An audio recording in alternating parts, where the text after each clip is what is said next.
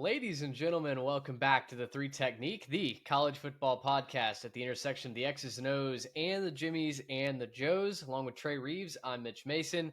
It is week 2, and we've got your preview on deck. It's week 1 in the rearview mirror. So many overreactions going around, Trey. I listened to XM radio today while I was doing chores outside like a good homeowner, and we had radio hosts telling me that Clemson was no longer in the pool to be considered a national championship contender. It was some wild things that the networks throw around, but that's why you listen to us here. You're part of the Jimmies and the Joes. We just give it to you straight. We're going to talk ball. We're not going to try and clickbait you. I'm glad to be here with you tonight, my friend. Right there with you, right there the same. And listen, it's tempting to have a very hot take and a very big overreaction the week immediately following week 1 because we've just been over analyzing, over looking at depth charts, looking at transfer portal rankings, looking at recruiting rankings for 9 months. And now we finally have data points, and we forget that you need more than one data point for each and every team. We forget that the story is not finished after the first chapter. And that's honestly one of the things that I love. There are downsides to having an expanded playoff. I concede that. But one of the things that I love is we don't have teams seasons over after 1 week. It's not like a loss when you're breaking in a new quarterback or when a team just has a better day than you on a given Saturday, week 1. Your season's not over. There's still a lot to play for all of these teams. Everybody that lost on Saturday still has a lot to play for, still has a lot in front of them. So excited to break down week 2. Not as high stakes it feels like as week 1. It feels like there's not as much high profile action as we got in week 1, but there's a lot of depth here and a lot of really interesting storylines to break down for week 2. Yeah, if you're looking for exclusively the ranked on ranked matchup, so it's going to be a pretty short preview for you guys. Probably we'll check out after the Oklahoma and Michigan preview, but for the rest of you guys, yeah, depth I think is the operative word here. A lot of games, I think that when we look back in weeks 9, 10, 11, 12, you could point to a moment, a win, a loss in week 2 that helped define their season and either prop them up with a win or maybe hold them back with a loss. So a lot of storylines to get to. Of course, shout out to our presenting sponsor on this episode, all of our episodes, Underdog Fantasy. You can play just $5 and instantly get 50 in bonus fantasy funds thanks to our friends at Underdog. We've been playing them through the first 2 weeks of the season. Yes, we played week 0. Had a listener of the show send me his winning fantasy lineup the other day. It was his first try ever. So very excited to see the Jimmies and the Joes jumping on board. If you want to join the proceedings, our code 3TechPod gets you that offer and much more. So we'd love to have you join on with that. Trey, let's jump into the big 3 for week 2, and you have to start with Oklahoma and Michigan. That is the marquee matchup of this weekend. College game day will be going there. Oklahoma currently a 5.5 point favorite as they will host the Michigan Wolverines, 6:30 p.m. on ESPN. And Trey, I'm kind of conflicted because I have so much hope for both of these programs, and yet after 1 week, again, it's hard to decide which way I actually lean. For Oklahoma, their offense looked amazing compared to what we had last year, but it was against a lesser opponent. For Michigan, same deal. Their offense puts up 34. Bryce Underwood looked very, very competent at quarterback, very athletic. But Michigan didn't exactly blow out New Mexico, right? 17-point victory. And so when I look at this game, I kind of come back to what do we know that these programs are known for? What is their identity? And it's defense on both sides of the ball. Without a doubt, seeing how the opposing quarterback takes on the defense and moves the offense consistently down the field, stays ahead of the chains, picks up those big third downs to keep the drive going. That's what I think I'm going to be most dialed into from Norman on Saturday night. Yeah, I think that's a great point. And defense certainly ruled the day week 1. I think defense is going to be a big story in this one as well. One thing I'm watching for is we have joined into this a little bit. The SEC has been much maligned in these big non-conference matchups the last couple of years. But correct me if I'm wrong, it feels like this is one of the first ones where another team has come to the SEC team's house. It's been a lot of the SEC traveling on the road, going to a neutral site. This is the first one where it's at a SEC team's house. So I'm interested to see how that plays a factor. I think the crowd's going to be rocking in Norman. We saw that last year when Tennessee came to town. That was a game where Oklahoma really shouldn't have been as in that game as they were, but the crowd kind of helped them in it with a young Nico Iamaleava figuring things out on the road. I'm a little nervous about Bryce Underwood making his first road start here. He looked very good uh, in a lot of spots. Like I'm thinking about, went back and watched this game today to get ready for this recording. The 2-minute drive right before the half started a little hairy. There were a couple plays that were negative. Then he got his composure. He converted a 3rd and 12 and then was off to the races. Led that drive really, really well. Had a couple nice throws on the run throughout that game.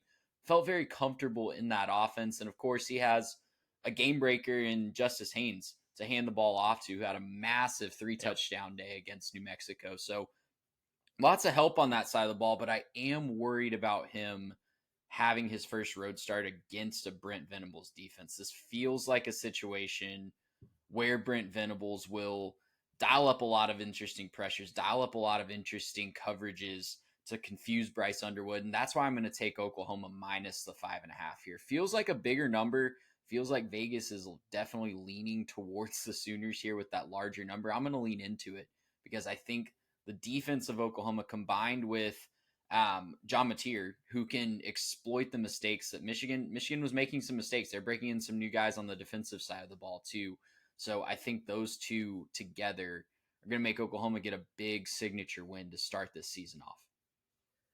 Yeah, I was tempted to take Michigan plus the points here because I do feel like both teams' defensive identity is going to carry the day. We've seen teams, especially early on in the season, week 1 was a great example, where when you have good on good, the offense has been the side of the ball that's lost out, right? I mean, Texas and Ohio State, their offenses are going to be fine the rest of the year.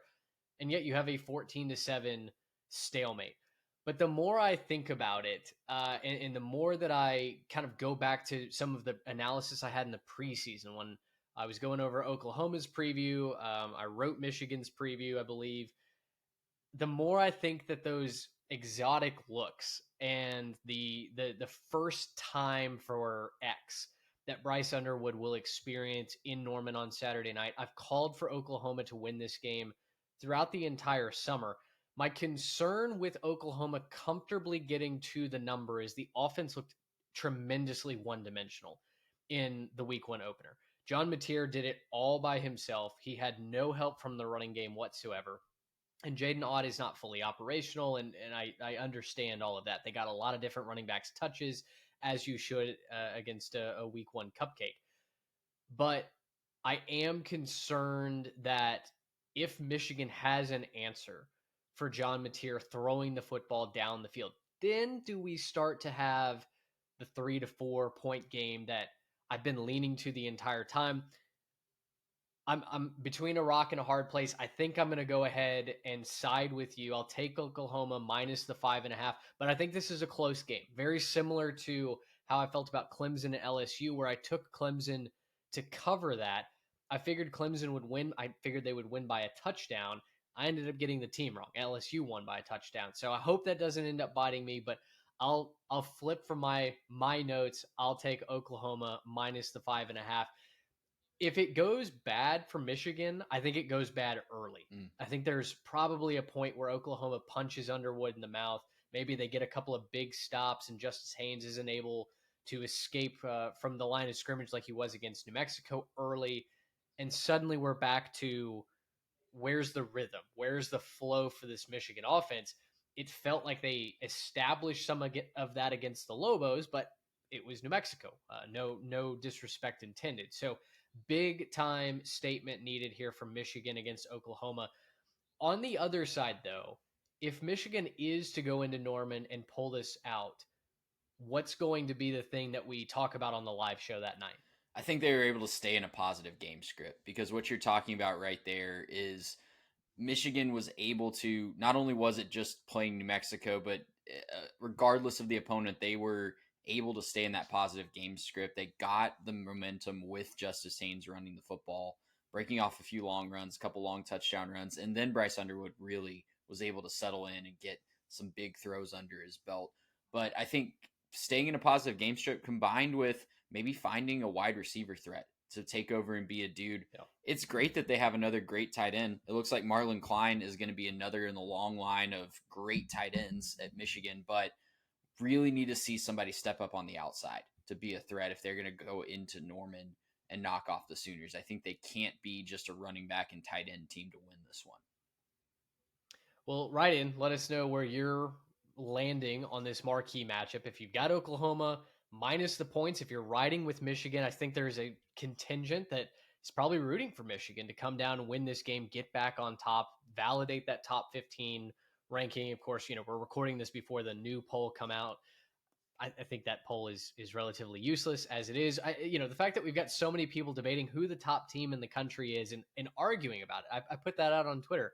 Like, if anybody is weaponizing a week 2 poll against you, against their listeners, like, brother, what on earth are we doing? So I'm just looking for good on good here. I think these are two very solid football teams, and I want to know which of these is going to be a championship contender once we get to the fourth quarter, once the chips are down and it's winning time. So would love to know where you guys, the Jimmies and the Joes, weigh in on that. Trey, take us to our next game, which is the Cy-Hawk battle. We've got Iowa State and Iowa, the Clones hosting Iowa this year in a rivalry that's been really weird over the last few years. Iowa leads all time 47-24. They've dominated over the last 20 years in this rivalry, but Iowa State has back-to-back wins in Iowa City. No, not back-to-back wins. They've won 2 of the last 3. Yes, yeah, no, Both it is in Iowa back-to-back. City, yeah. Sorry. Yeah, both in Iowa City. Sorry, misread my notes there. 2 of the last 3, and I I'm nervous, man. I'm all aboard Iowa to the playoff, or at least I was until I saw that Mark Gronowski kind of looked like every other Iowa quarterback that's run out there for the last decade, 15 years.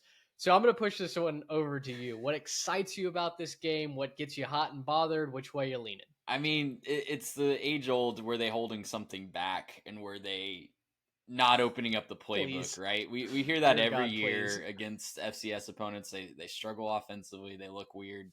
They were just holding back the playbook. And that's the hope if you're on the Mark Gronowski for Big Ten Player of the Year train.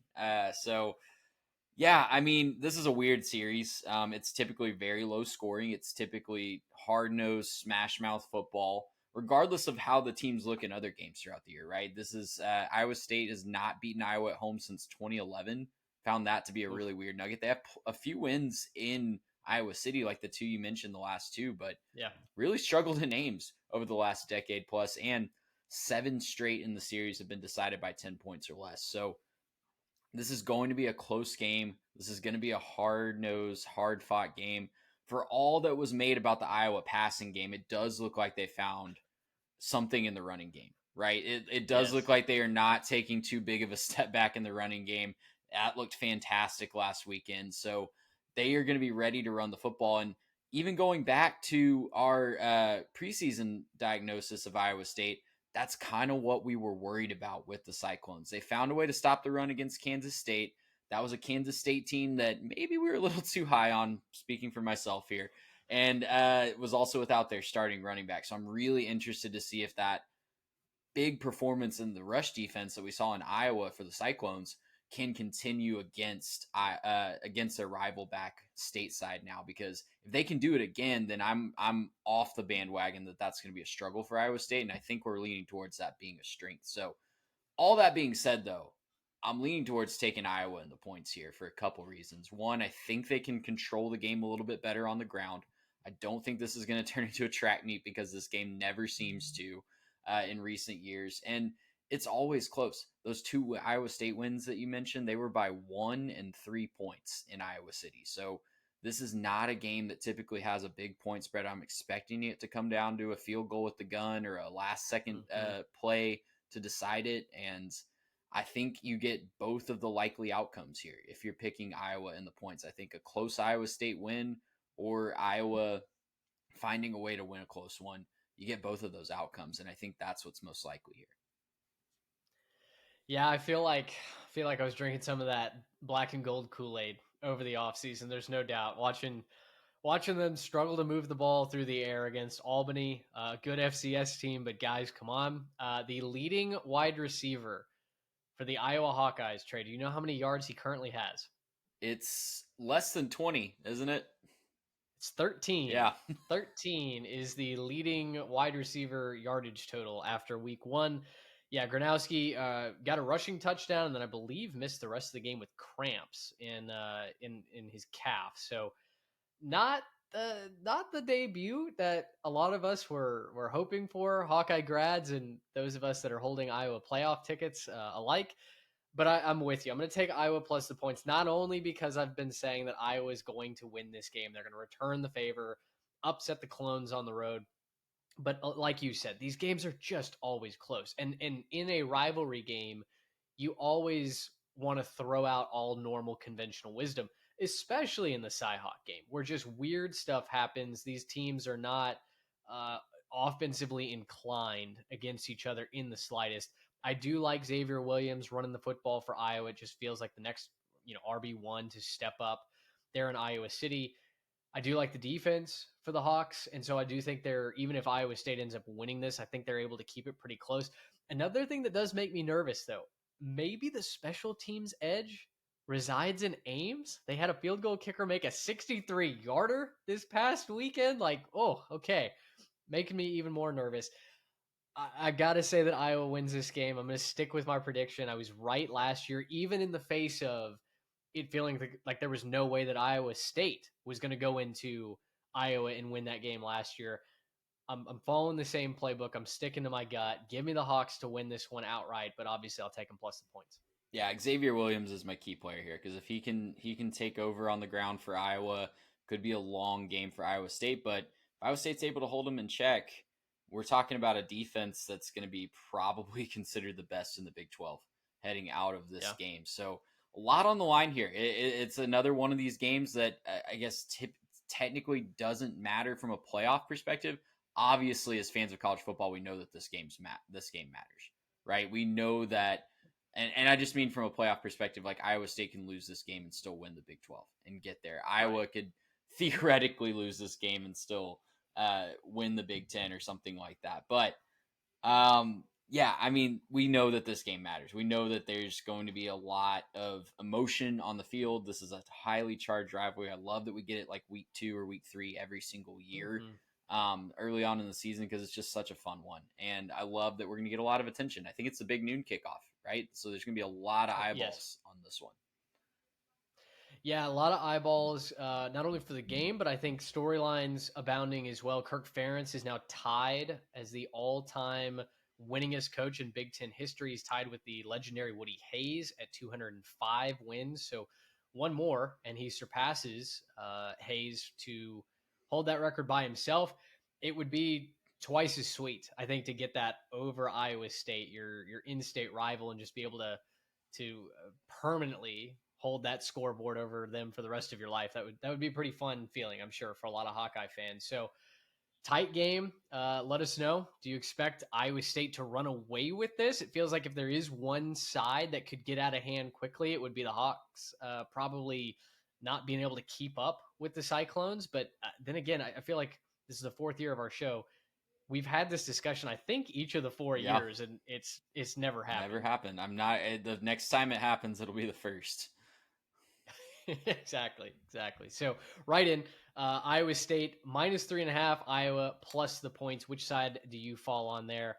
We're both riding with the Hawkeyes on the road. Trey, the final game in our big three is one that we've had circled since the springtime when we started diving into preview season, when we started writing the team projections, specifically when you talk about Illinois as a conventional playoff contender. A lot of folks seem to just move past the non-conference slate for the Fighting Illini and immediately start talking about, well, what can this Illinois team do inside conference play? You and I planted the flag early on that this road trip to Duke is one of the most dangerous games on Illinois' schedule. And now it seems like the conventional wisdom and research has started to catch up because, Trey, ESPN Analytics is now predicting Duke to slightly have the edge in this one, 11 a.m. on ESPN. Man, that I don't know that we can necessarily trust ESPN analytics or the No, FPI or definitely not. whatever, but it's good to have somebody else on our side and feel like we're good. Yeah, this is a massive matchup for Duke or Illinois, I should say, because it's a big for Duke too. But Yeah. Illinois, everything is out in front of them right now, and they are in this really weird spot where they're going to go to Duke, a traditionally just very interesting place to play. It's not one of the most intimidating venues in the world, but people, a lot of teams have had a lot of trouble winning at Duke in the last couple of years. Ask Clemson how difficult it can be. Ask a lot of members of the ACC how difficult it can be to win at Duke when they're up and running. This is also a different Duke team than we saw last year. This was a Duke team that aired it out up and down the field last week with Darian Menza, 389 pass yards. I looked it up. It was the second most passing yards by any Duke quarterback since like 2015. There was like one off where I think a couple of Duke quarterbacks combined for more a couple years ago, but Darian Menza doing stuff that has not been done on the campus of Duke in quite some time. So if that Illinois secondary is not up to task and ready to go, he's going to pick them apart just like he did last week. So this is a really fun game. I love that we're getting this matchup. It feels like a randomly generated CFP 26 matchup that you see sometimes just randomly scrolling across the screen. But I'm going back. You got to do it on your first pick. I'm going off script here and changing my pick. I'm going Duke plus 2.5. I wrote down Illinois Okay. minus 2.5, and I wrote that down because it does feel like Illinois has more ways to win this game. It feels like Yes. they could rely on their ground game. If that's not working, they have. I think surprisingly good. I was really impressed by what I saw from their passing game as well last week, even losing the receivers that they did from last year. So I think that this can be, there's multiple ways for Illinois to win this game. I think it does come down to Darian Menza for Duke. I don't know that they've really established a lot of help for him just yet. A lot of it's going to be on his shoulders and on his arm, but I just have a good feeling about him coming in and spoiling a lot of hopes here. So give me Duke plus 2.5 to at least make this a very, very interesting game and go right down to the wire. Golly, it's good to have you riding shotgun with me here on that take. Because listen, I put in the notes like, please ignore the first half of Elon, in order to discuss this game. Because man, for a while, and that game was on Thursday night, Thursday or Friday The night, can't scorebug remember which watching one. was not fun for our side that's been a high on Duke this whole offseason. It was truly shocking to me. You know, we had so many other games going on, whichever night it was, Thursday or Friday night, and Duke Elon was not one of the games in my quad box. And so imagine my surprise when I fire up twitter.com and see tied at the half Duke and Elon at 10 apiece. I was horrified. They obviously run away in the second half, win that game comfortably, and Menza puts up all kinds of crazy yardage. But I do agree with you. Illinois conventionally should win this game. Like on paper, Illinois should win this game. I think a couple things are working against them. Obviously, it's the early kick. It's an early road game, and it's just kind of a weird spot, right? You didn't get the real test in week 1 to figure out who we are. You had a cupcake game. You took care of business. I do think Illinois is the more balanced team. I think what you said, they have more ways to beat you, is exactly right. Through the arm of Luke Altmaier, through on the ground with Altmaier, but also with a traditional running game. And Bielema has built that team to be very physical in the trenches. I think the stock for Illinois is objectively pointing upwards, but I'm kind of picking Duke on the vibes as well. I just we've had a spidey sensing aura around this game for months now, and I think if Menza wants to do something special, I think this is the perfect chance to do it. They're going to have Illinois coming into their hometown. I just feel like Duke's going to find a way to get this. So I'm on the points as well. Give me the Blue Devils.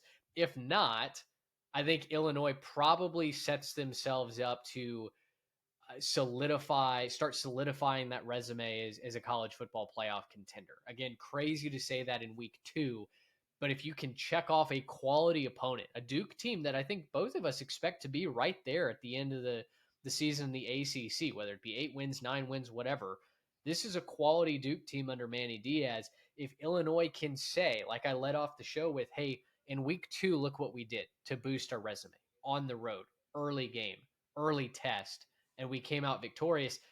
Those are the talking points that I feel like a team like Illinois will need to accumulate to really be considered a playoff team and maybe to weather that Big Ten storm down the stretch as well. Yeah, I think if Illinois is able to walk out with a win, it's going to be a win that carries weight all the way to Selection Sunday, because if they're in the hunt, that's going to look really good. We both think that Duke is going to be a team that wins a lot of games, and even if it's an 8-4 ACC team, that means that they beat some really quality opponents, and having that win is going to be a nice feather in your cap, all else being equal, and you're maybe being compared to a team that didn't go on the road and played a team at home, or something like that. So yeah, this is a big spot for Illinois, and this is the first time. It's the highest AP ranking since 2001. This is the first time that they are going into another capable team's house as a hunted opponent in quite some time as a program. And I think there's something to be said about that. That takes a special type of leader. That takes a special type of mindset in a team to find a way to win in those spots. That mindset doesn't just automatically appear when you get that number next to your name. So first time being the hunted, first time playing on the road against a capable team as highly ranked as they are, and with the high hopes that they have of a season. And we'll see if they can live up to the moment. I'm really excited to see if they can. Yeah, I don't think either of us will be in front of a TV necessarily. We'll talk about that in a minute to watch this game, but boy, certainly atop the list of those games to go and rewatch. Those are our big three. We'd love to have your comments, your feedback at 3TechPod across all of our social media channels, or you can write in 3techpod@gmail.com. Give us your slate, your picks for the week, and we'd love to talk that out with you as well in our DMs. Trey, let's move into our Saturday storylines segment presented by homefieldapparel.com. Use our code 3TechPod for 15% off your first order. And let's start with the border war, shall we? First time that this game has been played in quite some time. Kansas versus Missouri. The Tigers of the SEC are 6.5-point favorites. And if you want to watch this, it is 2:30 p.m. on ESPN. Quite simply, this might be one of, if not the most explosive quarterback battle that I think we're going to see all weekend long. Jalen Daniels for Kansas, Bo Prabula, who looked great in his Missouri debut. This one is going to be entertaining no matter what happens on either side of the game. And I'm really thrilled that, one, this rivalry has returned, but two, that both of these teams are in great spots to give us what I think should be a fantastic matchup on Saturday afternoon. Yeah, really excited for this one. There's a lot of hatred between these two schools. It's just kind of been put on the basketball court or in other sports for the last decade plus. First time since 2011 when Mizzou left the Big 12 that these two teams will be matching up. So, yeah, man, I just think back to the days of like 2007, Chase Daniel, Todd Riesling. What a matchup that was. I think it was 1-2, wasn't it, at that point in the year? It was for a spot in the Big 12 title game. Yeah. And so much implications. Obviously, we got to tap the brakes on that just a little bit for this year, but these are two teams that early on have looked explosive on the offensive side of the ball. Jalen Daniels looks like his old self. Like the 2 weeks in a row, he's looked incredible coming out of the gate. Bo Prabula had a fantastic debut. I know it was like Central Arkansas or somebody like that, but he looked the part running that offense and doing it with his arm and his legs. For me in this game in particular, I'm a little worried if Kansas has kind of the residual horses to keep up, if that makes sense. I'm wondering if maybe the defensive side of the ball has enough depth to face off against a Missouri team that's going to want to wear them down. Do they have the horses on the offensive side of the ball in the trenches to keep up with the beef that Missouri has on the defensive line? I think this is going to be a fun back and forth game. I think that in the end, though, Missouri's probably going to pull away. I think they probably just have a few too many weapons. I love the 1-2 punch that Missouri has at the wide receiver position this year. They're not getting as much publicity, of course, as Luther Burden and Theo Weiss did last year, but Marquise Johnson and Kevin Coleman Jr., fantastic 1-2 pairing. They're maybe the most under the radar dynamite receiving duo in the SEC. And by the end of this game, maybe the nation's going to know more about them, because I think Kansas is going to have a lot of trouble covering both of those guys at the same time. I think I'm with you. I think Missouri's defense to me is, I've been saying this all offseason long, maybe the most underrated defensive unit in the country. The talent just up and down, they're too deep, is frightening. And as fun as Kansas is and as explosive as that offense is, I think they're going to score some points. But when you come to the fourth quarter and I need a team to make a stop, I trust Missouri to be able to get that a little bit more. Their linebackers, man, Josiah Trotter, Jeremy Beasley, not only can they cover a little bit in the passing game, but they're obviously going to be tasked with stopping the run and stopping Jalen Daniels from getting loose and doing anything with his legs. And then you look at the actual line of scrimmage with the defensive tackles, the beef that Missouri has, Darius Smith, Zion Young, I'm Damian Wilson the second. Like it's just a who's who for this defensive line. So I'm on the Tigers. I'll take. I'll lay the points here in this one. I think it's going to be a tremendously entertaining game, though. Nothing against Kansas here. I think they're a good team. I think you and I are both expecting them to even overachieve from our Big 12 projections and really be a thorn in the side of every other conference team on their list. But I'm going to go with the probably the bigger and deeper athletic team here in the Missouri Tigers. Yeah, I think that's well said. Kansas has a lot of fun dudes, and they are going to be a great team in the Big 12 this year, but I just don't know that this is going to be their day, especially in an emotionally charged home environment for Mizzou. If this one was in Lawrence and that scene that we've seen the last couple of weeks with the new stadium, then maybe I'm thinking a little different. But I think with this game being a home game for Mizzou, I'm leaning towards them covering the spread.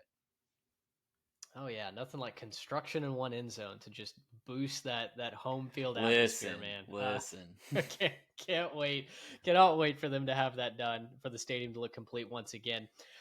Speaking of fun dudes, let's talk a little Florida, shall we? The Florida Gators and the South Florida Bulls. This one suddenly gets to me marquee billing. It's 3:15 on Saturday afternoon, SEC Network. Listen, Florida's 16.5 point favorites. We know what should happen, right? The Jimmies and the Joes on the Gators side, it's a home game. They should wear out the Bulls. This should not be close. That's what paper tells you. But man, what I watched against Boise State has me really wanting to overreact to this USF team. And I think two things can be true. I think one, Boise State had an abysmal game on Thursday night. Boise State did absolutely nothing right. And so that makes USF look even better.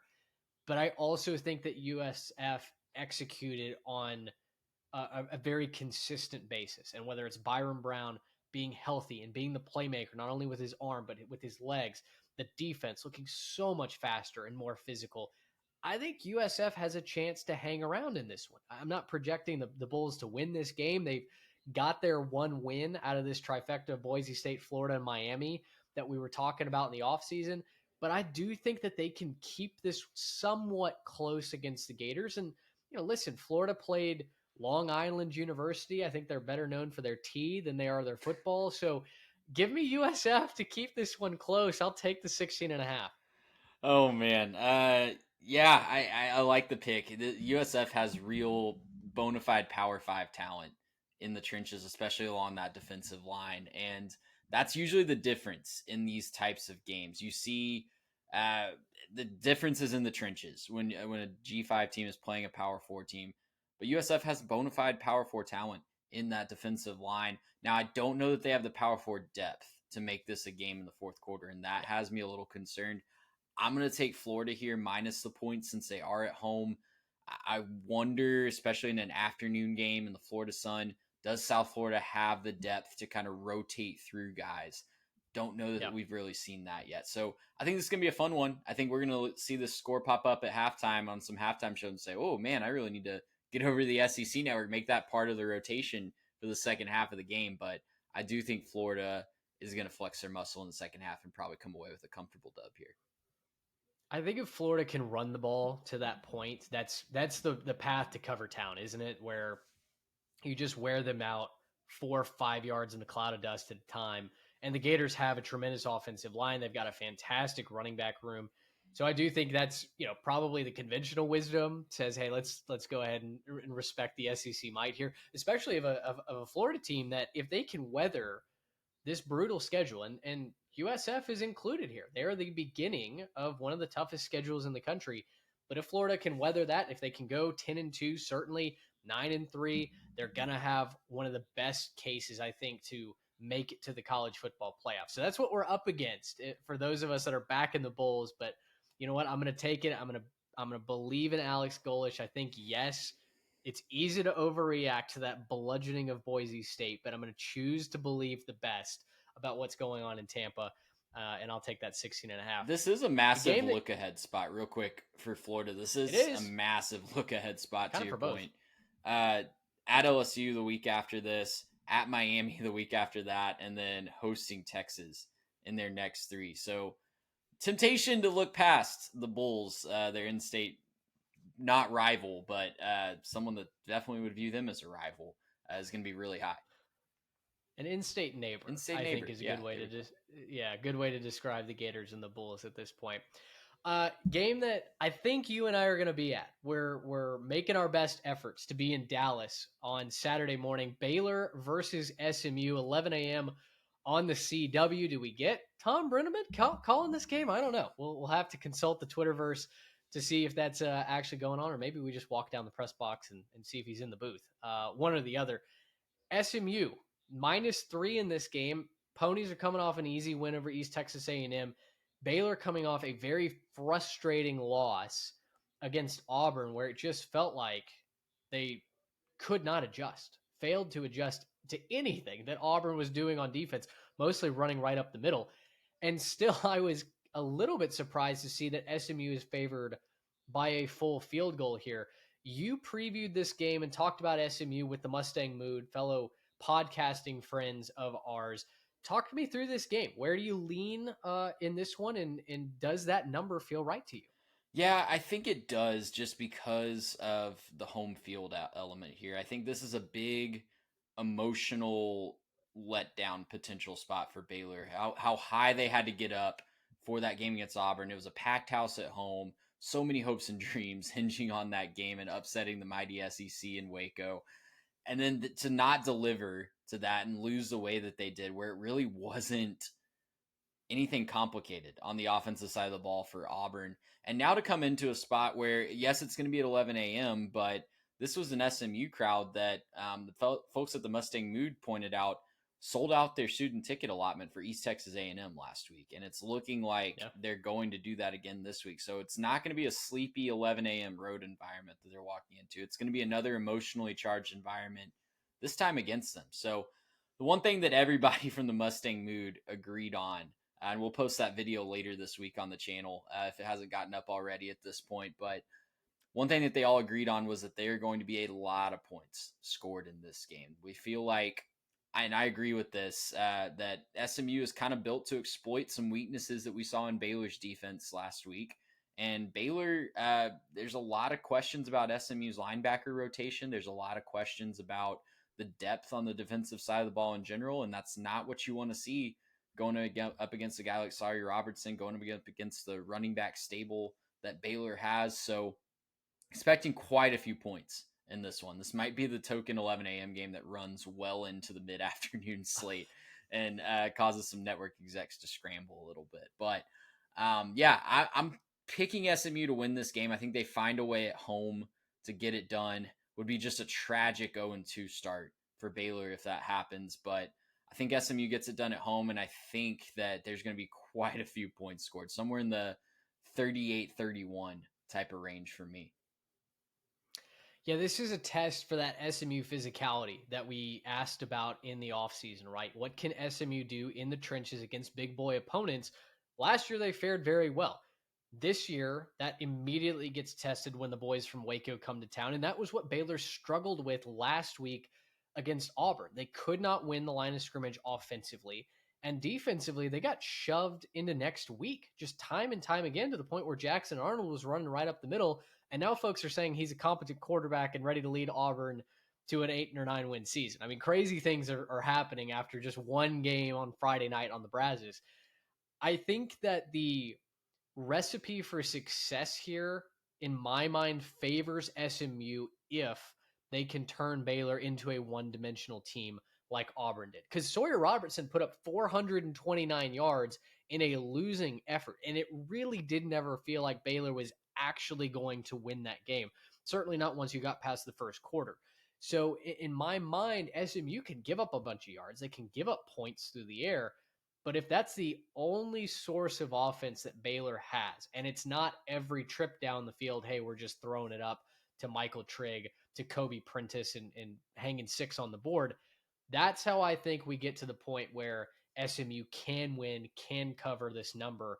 So I'm going to take the Ponies. I'm going to take them at home. I do think that means a lot to your point.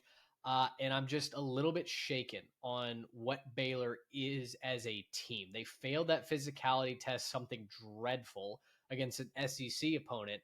They're probably not going to be as bad as what they were on Friday night. So where's that middle ground? Where's the reality where they can hold up in the trenches?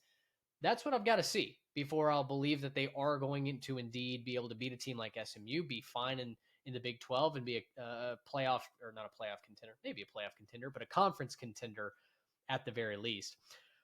Let's close out the show here, Trey, with our little up-tempo offense, shall we? And you've got a couple of games on the board here that certainly are going to be games that I think you throw up in the quad box. You're checking, you're scrolling for team updates on Twitter.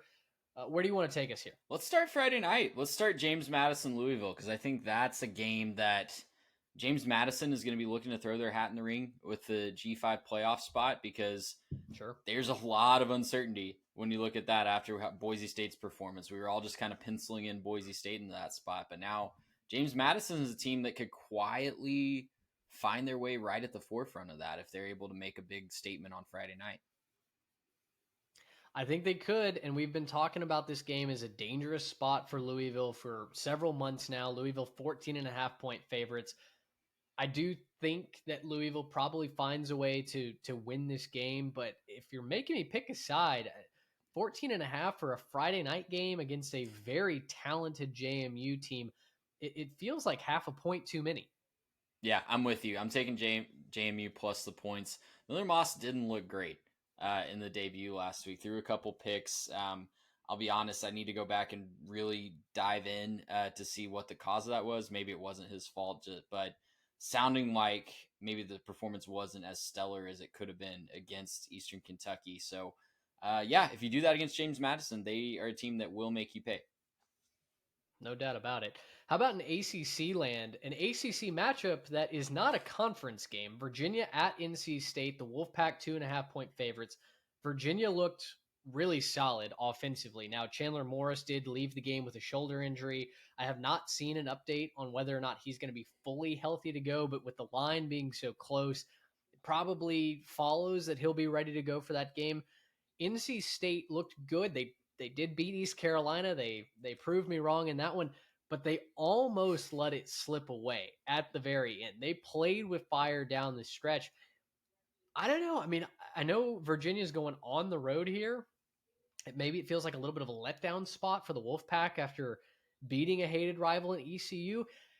I'm kind of wanting to back the Wahoos here. Interesting. You're just very anti-NC State this year is what I'm hearing. You're not going to pick them all year. I want them to prove it to me before I jump back in, because I've been burned. I've been burned. We've both been burned. I'm a spurned lover. We've both been burned by the Wolfpack in years past. And listen, I think it's really going to depend on what half Wolfpack team that shows up at 11 a.m. on Saturday, because if the first half of that ECU game shows up, could be a very long day for Virginia. But if the second half team that almost let that lead slip away, had to really buck up at the end and fight off a big Pirate comeback shows up, then this is going to be a really close game that could go either way. I'm going to lean NC State here, take the 2.5 points at home. I like just like the continuity that they have a little bit more. I'm more on the I need to see it with Virginia first against a bigger opponent before I'm really ready to go all in on them.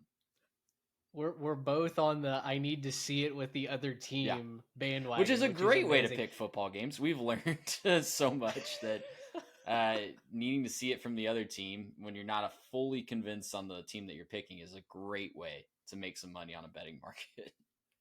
What would you have guessed if you didn't know the line for this game? What would you have guessed that it would be set at? Because to me, this seems shockingly low for NC State coming off a home win and having a healthy team and an offense that could put up some points. Doesn't it feel like someone knows something in the back end just a little bit? Yeah, I could see that. I think in general, Vegas has been high on Virginia. Their over under is higher than I would have. I think their over under was like 7.5 in the I think it was preseason. seven and a So half. Yeah. some odd makers have some power ratings that really like Virginia. So Yeah. 2.5 probably feels about right in this one. Um, two very even teams, and you give the home team 2.5. That feels about right to me. Yeah. There you go. You put Oklahoma State on at Oregon on the run sheet here. It's Oklahoma State's first ever trip up to Eugene, and it might be a memorable one for all the wrong reasons. The Ducks are favored by 28.5. Dante Moore looked electric in that game against Montana State. I really felt like I was watching an NFL quarterback sling the ball. Not because of the defense, but just the windows that he was putting those throws into, like I mentioned in the live show. All of that to boot, Haas Haney's out with a broken foot. I don't know what to lean on here with Oklahoma State. So please explain yourself. I mean, I just put it on here because the midday window is a little light, and this is Yeah, something that's going to be on in a lot of sports bars. So if you haven't been paying attention to Oklahoma State, I don't blame you. They had a rough ending to last season, and yeah, it looks like it's going to be a rough start to this season with a trip up to Eugene. So two very interesting, just like a uniform matchup, like just sure. objectively thinking about where these two programs have been over the last 20 years. This is a fun matchup, but Oklahoma State is kind of a shell of what they have been the last few years. I think Oregon's going to roll, and yeah, 28.5 feels like could be a halftime line, honestly, if things aren't going well for Yeah, Oklahoma State. yeah. Ole Miss goes to Kentucky this week. Kentucky's lone SEC win last season came against the Rebs in Oxford, which was just hilarious for so many reasons. 10.5 though is the spread here, and you wrote that this feels almost suspiciously low. It does. I know that going on the road in the SEC is never easy, even when you're playing a team like Kentucky. Playing them at home is apparently not easy for Lane Kiffin and the Rebels. But Yikes! I'm really interested to see what Vegas knows here because Austin Simmons looked really good in his debut. Had some really nice moments. I know they're playing. Who cares? Georgia. I think it was Georgia State, right? Georgia State, yeah. But yeah, I mean, offense put up 60 points. Kentucky didn't look like an elite team against Toledo. That game was No. one that we thought was going to be really close, and it was very close. So yeah, it really surprised me that this was only 10.5. But I don't know, maybe Vegas knows that Zach Calzada just finds another level against ranked teams at home, and he's going to find a way to find some more magic in Lexington. Yeah, if you've got no business winning a game, then Zach Calzada is the guy that you want quarterbacking you because he might pull the rabbit out of the hat. I think very similar to Haynes King. I think he's kind of like what did Garrett call him that season? The human glow stick. Like you gotta crack him first Yeah. before he activates. So yeah, maybe it's the first full sack where he just gets folded like a cheap table. That is what Kentucky is ultimately looking for. I'm going to underthink Express this one. I'm going to go Ole Miss minus the 10.5. Yeah, sure. Kentucky's defense is probably going to be the best side that they have to offer all season long, but the offense just did not look good against Toledo in any capacity. They looked helpless at times. Calzada did not look like the eighth-year quarterback that he is. So I'm going to take Ole Miss here, and yeah, Austin Simmons, he might be a problem here, not only just in the future, but he might be a problem this year. Yeah, I'm right there with you. Taking Ole Miss minus 10.5 and not really trying to overanalyze it. And yeah, I mean, if Lane Kiffin loses to Kentucky back-to-back years, that's a big problem. Probably wishes that the Florida job had come open if that does indeed happen. Three quick hitters here that I want your take on: Texas State at UTSA. The Roadrunners 4.5 point favorites. The I-35 rivalry is already totally fueled up. I mean, the hate speech, the trash talking going back and forth on Twitter has been hysterical to watch.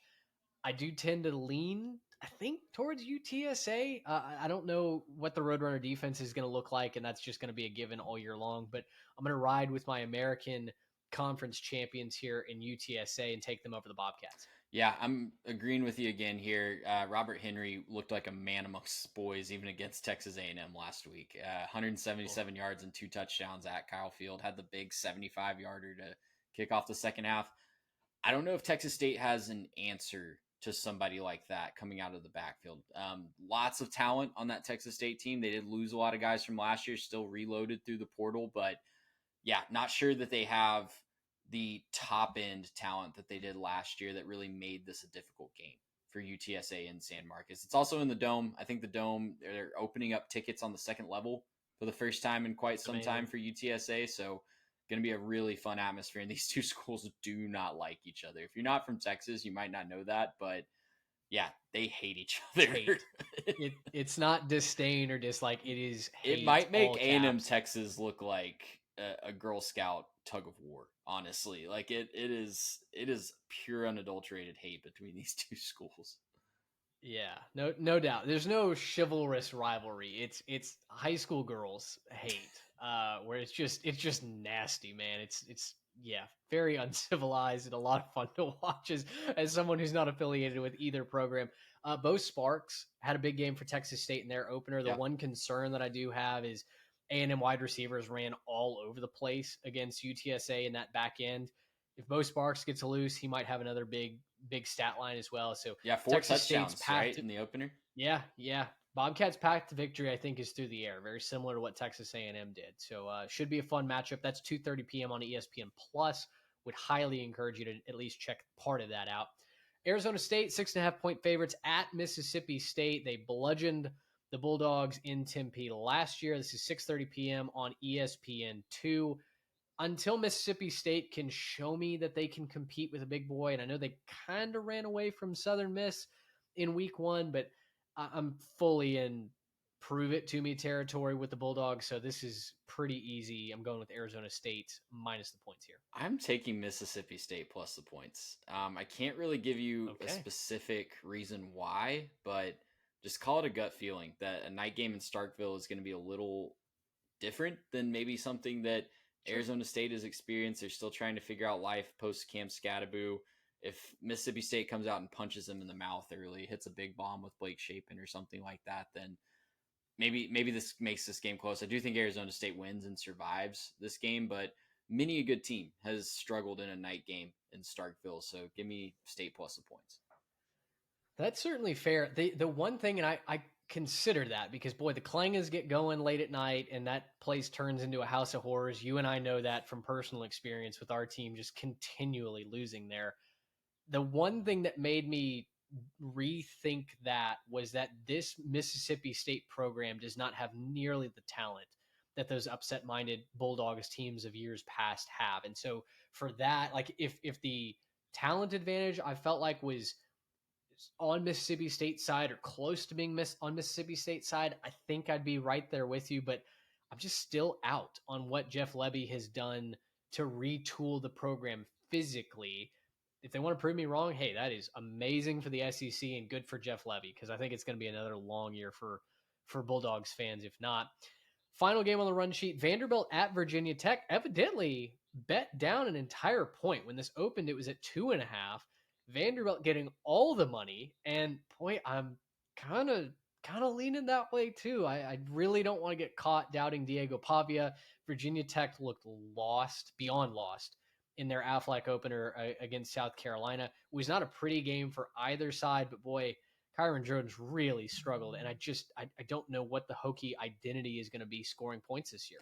I'm right there with you. I'm taking Vandy plus the points, and don't know what Virginia Tech has done to improve from this time last year when Vandy kind of ran away from them in Nashville. Now, I know it's going to be in Blacksburg. That's a much different environment than playing at home in Nashville, but this is a Vanderbilt team that has a lot of continuity, has played together for a couple seasons now, and really believes in themselves. And I think that does speak for something. So, yeah, I think Vandy walks out of Blacksburg with a big win, and Virginia Tech is going to be reeling at 0-2, and that's going to start to really turn the heat up on Brent Pry a little bit if that happens.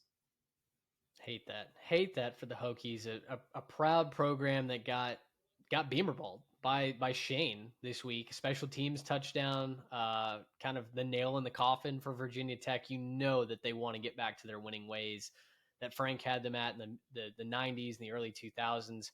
I want it for them too. It's a proud program, and I'm just starting to think that it's going to have to go in a different direction than Brent Pry and a lot of the talent that they have on campus right now. One final storyline to watch, Trey. You look across the rest of college football. What's one last parting shot that you've got? I want to see how those big boys that lost week one games respond. So this is not going to be games. None of them are playing games that you're going to want to full screen, right? It's going to be on a laptop or on a little corner of your quad box. But Texas, Bama, and Clemson, Bama especially, I really want to see them come out and just dominate this weekend. I need to see some fight and I need to see some want to out of the defensive side of the ball, especially. Really want to see Arch Manning play again. Excited to see if he can kind of retool and refocus and get some more connection with the receivers, as they have a big one in the swamp coming up in a couple weeks. And then Clemson, I think, hosts Troy. So maybe the toughest opponent of the three that those three are facing, but still someone that should be really overmatched. And I'm excited to see if they can bounce back from a really emotional loss. Yeah, I think it's a good point you make on certainly on Alabama's behalf. The coaches had their media availability today, Whew, and it was spicy. it was spicy. DeBoer, kind of got caught in some. I think someone put it in an Abbott and Costello moment where, what, did I say that or did you say that? No, me, I said that. It was a very strange back and forth. Kane Womack had to get up there and address the lack of physicality from the defense, and I'll say this. Kalen DeBoer still has everything in front of him, right? The season is not over. The mission has not failed. And yet, he has already totaled the same amount of unranked teams that Alabama has lost to under his leadership that Nick Saban did, I think, in his entire career, 4. And for That's that insane. dichotomy, exactly, for that dichotomy to already exist, not even one game into the second season, is concerning. But he keeps talking about how the locker room is together, that he can talk to this team differently than he could last time. I still wonder if there's an element of, we were spoiled by how great Nick Saban was. And when you're being compared to the greatest of all time, of course that's going to cast a shadow on whatever that's being compared to. And so he's got to come up with an answer quickly, because Alabama is not going to settle for 8-4. There is no part of that fan base, that booster club. It doesn't matter what the dollar amount is. Alabama will find a way to get you out of town if you're not going to chase championships there. We both think that Kalen DeBoer is capable of that. He's got to prove it, and it starts this week, I think, with a shellacking of ULM. Yeah, I think that they need to find some leadership on the defensive side of the ball, especially. It's got to come from the players, honestly, because Yeah. that was, I think, is it Dan Orlovsky that does the I can't remember his word for it, but it's basically like slack off plays, and he found an obscene amount. So many. Yeah, when he was Yeah. reviewing the film. So that's got to come from the players. There's got to be leadership from within that huddle to say that that's unacceptable, and we have a higher standard than that. Yeah. My parting shot, I will go with 2 games that I'm interested in watching. Your Kansas State Wildcats host the Army Black Knights, who are 0-1 after losing to Tarleton State in Mikey Stadium. Boy, that was a monumental upset that you might have missed during the midweek slate. Kansas State barely beat North Dakota. They've got to get righted, and they've got to do it quickly. And they've got to do it now against Army, a tricky team to play against, albeit it's without Bryson Daly, obviously. That Army offense looked a little listless at times, and the special teams really let them down in that game against the Texans. But this needs to be a statement win for Chris Kleiman. Otherwise, I wonder if the murmurs start to grow in Manhattan. Also in Houston, you've got the Bayou Bucket. Houston and Rice playing each other. Houston looked good in their win over SFA. That retooled offense was fairly explosive. The defense looked great in a shutout over the Jacks. But what I'm most impressed with was Rice winning over Louisiana on the road in that opener, 14-12. Best tweet that I saw on that was that it was the first time that Cajuns had failed to successfully cook rice, which made me chuckle. Listen, Scott Abel certainly brings a unique identity to that program and the triple option and shotgun themed offense that he's going to run. And the defense shut down a Raging Cajun offense that I kind of expected it to be solid. So a lot more, I think, at stake in this game. Dean Connors, the star for Rice over the last couple of years, transferred to Houston. He's now the starting running back for the Cougars. So a lot of storylines there. I'm certainly going to be watching the Bayou Bucket at some point this weekend. Yeah, I mean, that's always one that turns out to be just wacky, right? I think Rice beat him in multiple overtimes a couple years ago. I think, yeah, just a really fun under the radar rivalry, kind of like an under the radar rivalry weekend, right? With Baylor, SMU, Battle of the Bayou Bucket, I-35, maybe just in the state of Texas, border war up in Kansas and Missouri. So low key rivalry weekend preview in September. Gotta love it. Gotta love it. Gotta love it. Gives us something to get excited about here in week 2. And for everybody that hung out with us here tonight, this morning, whenever you're listening, we appreciate it. Thanks for being a part of the Jimmies and the Joes. A lot more content coming up. Of course, we've got our helmet sticker series that's going on, Trey's Saturday Storylines series that goes on over on our Substack. So if you're not subscribed, we would encourage you to head on over there, get some content that you don't normally get on the podcast or the YouTube side as well. For Trey Reeves, I'm Mitch Mason. Thanks so much for hanging out with us. Until next time, so long, everybody.